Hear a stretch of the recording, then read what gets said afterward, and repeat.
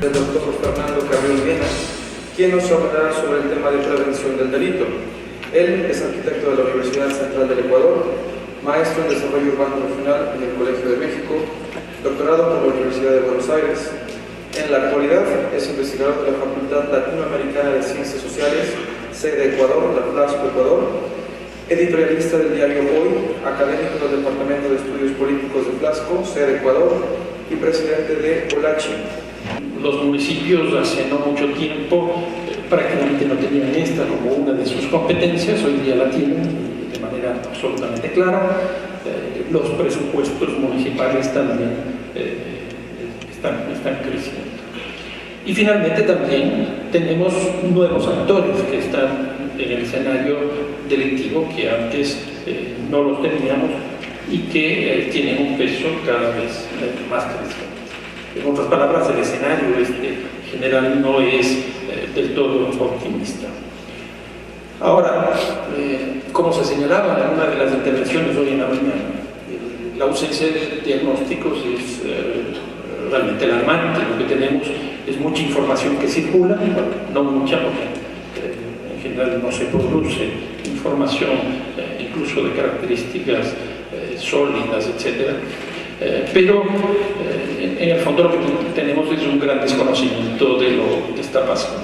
Entonces las tres políticas que hoy día tienen singular significación en general en América Latina es, por un lado, la mano dura, sobre todo en el caso de Centroamérica, esto es clarísimo. Hubo una vez un candidato presidencial que llegó a la presidencia ofreciendo mano dura, y el siguiente periodo otro presidente presidencial no ofreció mano dura, sino super mano dura. Entonces era una especie de competencia de quien ofrece más que el otro. Una segunda idea que me parece importante: ¿cuáles son las visiones hegemónicas que existen respecto de la violencia? Y aquí yo diría, sobre todo las que están vinculadas a la prevención.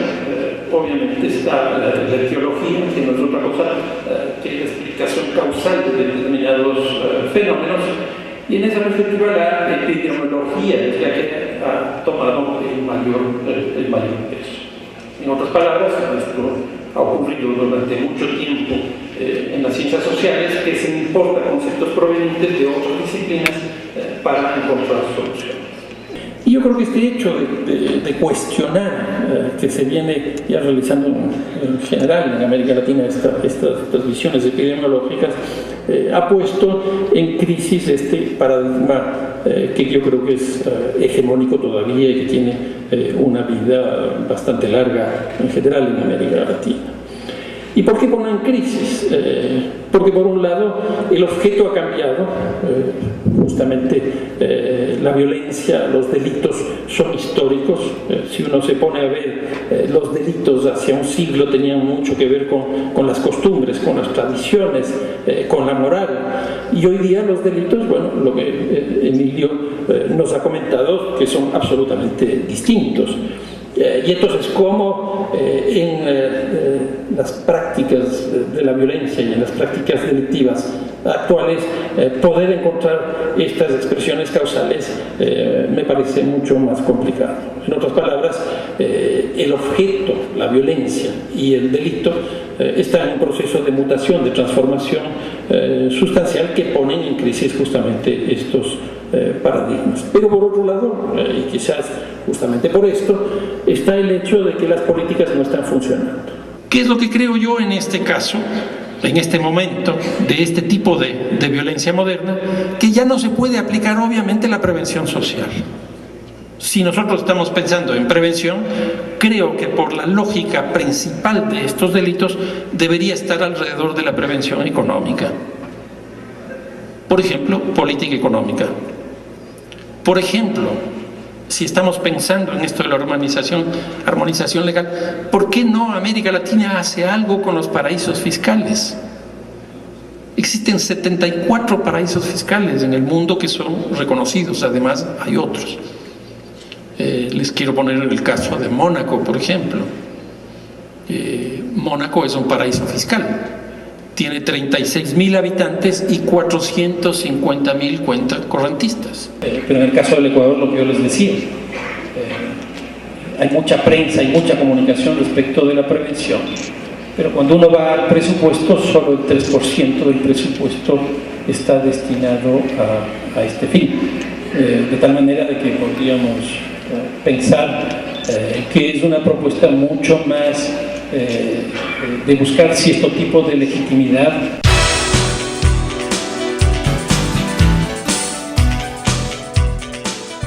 Fue para mí muy impresionante de aprender la municipalidad de León empezar su estrategia para reducir la violencia con un diagnóstico. El secreto de la reducción eficaz de la violencia es de empezar con un diagnóstico. Cuando voy al médico en mi país hay 20 minutos con el médico y el médico toma 17 minutos de diagnosticar y 1 minuto para el remedio.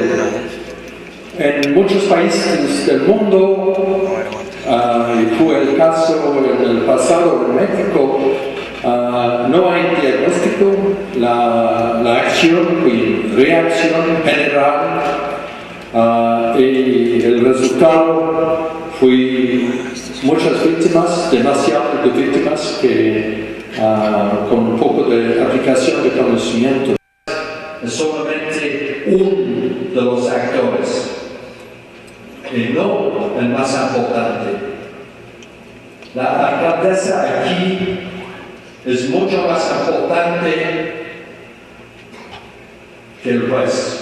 Sí, falta jueces para proteger los derechos humanos, pero falta cambiar completamente la visión de la ley de Código Penal. Las víctimas de las pandillas es un momento crítico para hablar de las posibilidades de salir cuando hay mucho dolor, con una lesión de arma de fuego, una lesión de cuchillo.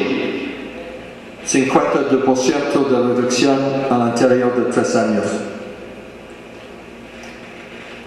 Hay ejemplos de América Latina.